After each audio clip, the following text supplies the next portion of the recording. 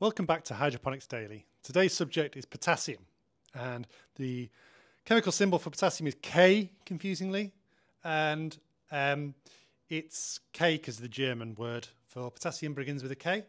It's important for enzyme activity, and enzymes are important to all life on Earth. It's important for cell turgor, so keeping cells inflated with liquid inside, pushing against the cell wall, making sure the plants don't wilt. And then also stomata controlling whether the stomata, the pores in the leaves, are open or closed. That's very important. And potassium has a crucial role in signaling for that process. Deficiencies of potassium are rare, probably one of the rarest in hydroponics.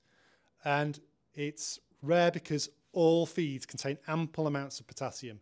And really, you'll far more commonly see symptoms of toxicity from too much potassium than you will from too little. And that's because all the additives that when you're trying to get nitrogen and other compounds, potassium in, they're often linked to potassium. You want to avoid sodium, so people put potassium salts in there. And so any base feed has got plenty of potassium. Then people go on with PK products, and that adds more potassium. I've never been a big fan of PK boosts and things like that. I'd rather go on with an iron fertilizer in flowering, add some real weight to my product rather than a potassium-based product.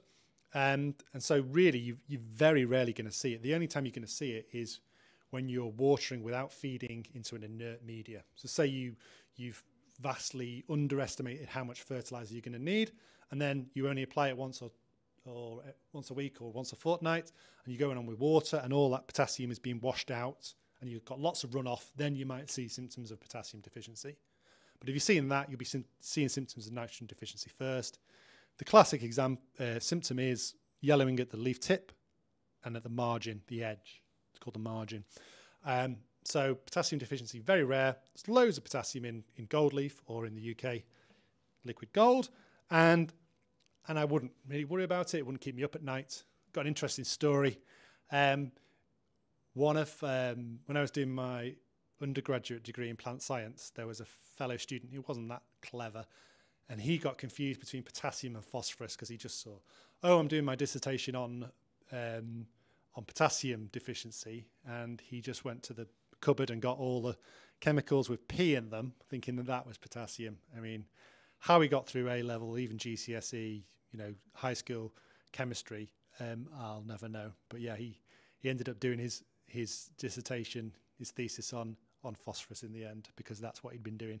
He got mixed up between the two. Don't get mixed up between the two. Remember, potassium is with a K, and it's important for keeping your plants turgid and full of vigor, and keeping those stomata open when you want them open and closed when you want them closed.